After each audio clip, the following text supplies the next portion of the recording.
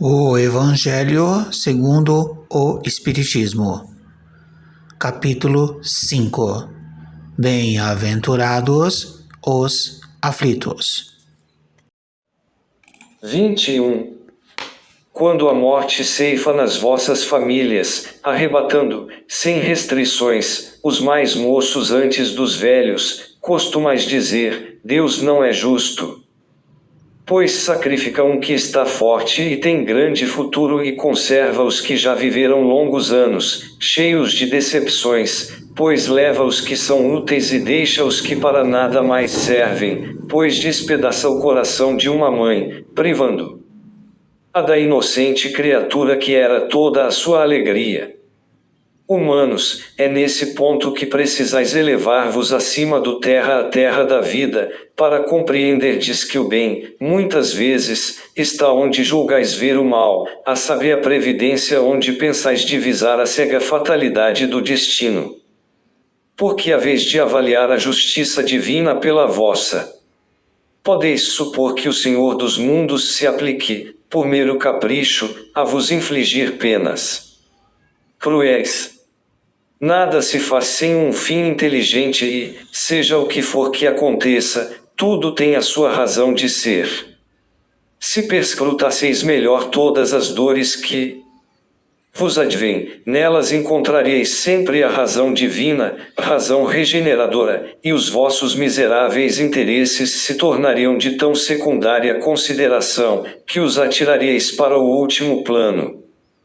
Crede-me, a morte é preferível, numa encarnação de 20 anos, a esses vergonhosos desregramentos que pungem famílias respeitáveis, dilaceram corações de mães e fazem que antes do tempo embranqueçam os cabelos dos pais. Frequentemente, a morte prematura é um grande benefício que Deus concede àquele que se vai e que assim se preserva das misérias da vida, ou das seduções que talvez lhe acarretassem a perda. Não é vítima da fatalidade aquele que morre na flor dos anos, é que Deus julga não convir que ele permaneça por mais tempo na terra. É uma horrenda desgraça, dizeis, ver cortado o fio de uma vida tão prenhe de esperanças. De que esperanças falais?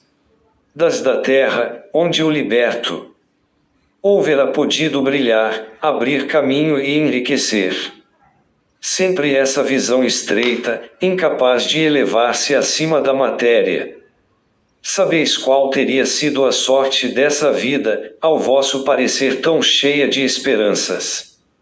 Quem vos diz que ela não seria saturada de amarguras? Desdenhais então das esperanças da vida futura, ao ponto de lhe preferirdes as da vida efêmera que arrastais na terra.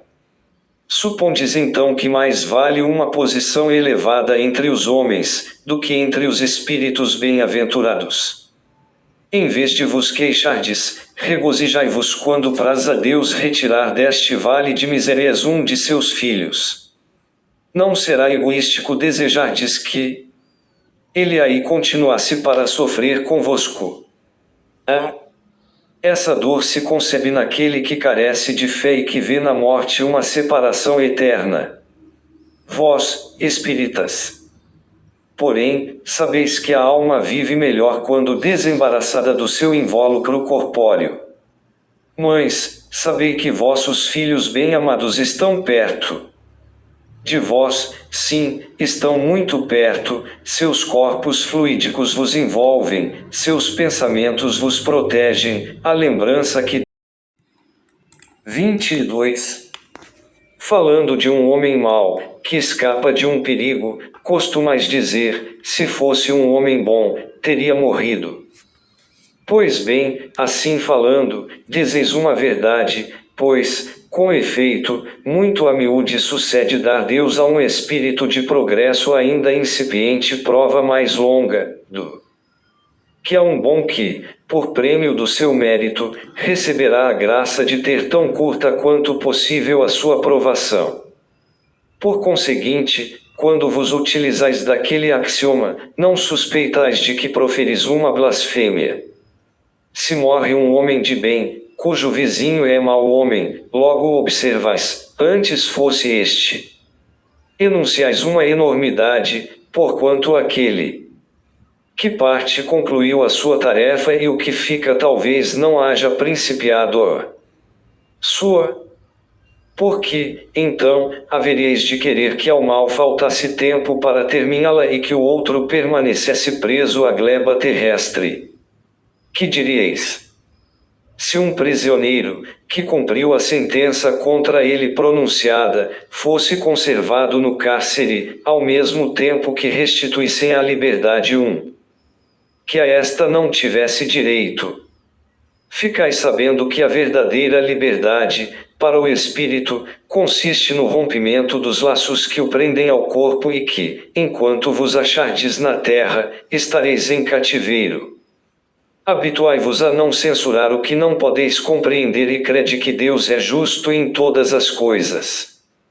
Muitas vezes, o que vos parece um mal é um bem. Tão limitadas, no entanto, são as vossas faculdades, que o conjunto do grande todo não o apreendem os vossos sentidos obtusos.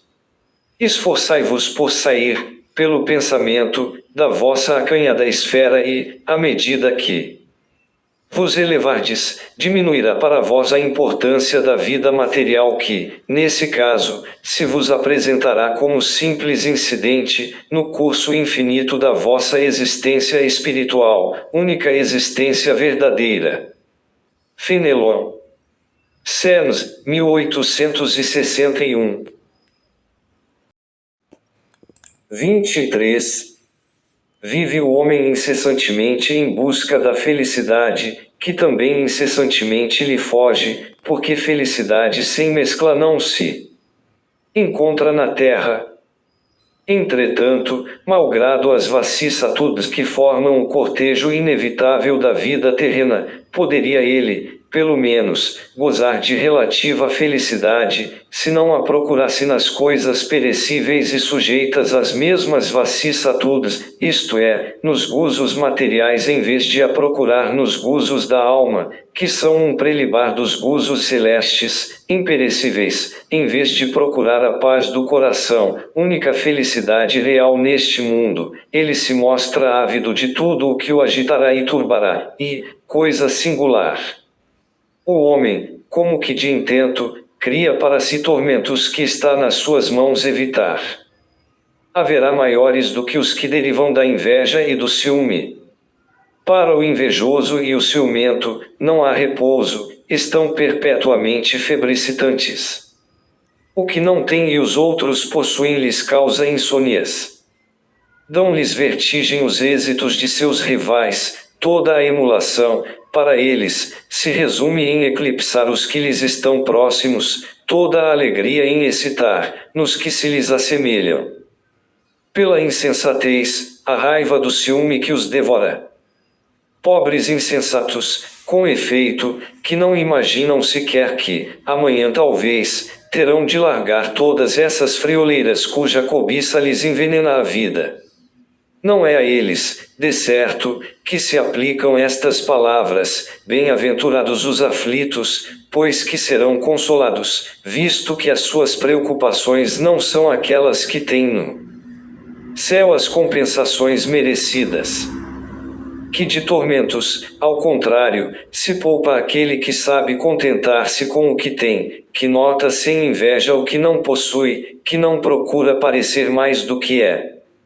Esse é sempre rico, porquanto, se olha para baixo de si, e não para cima, vê sempre criaturas que têm menos do que ele.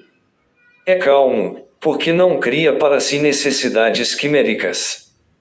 E não será uma felicidade a calma, em meio das tempestades da vida. Fenelon.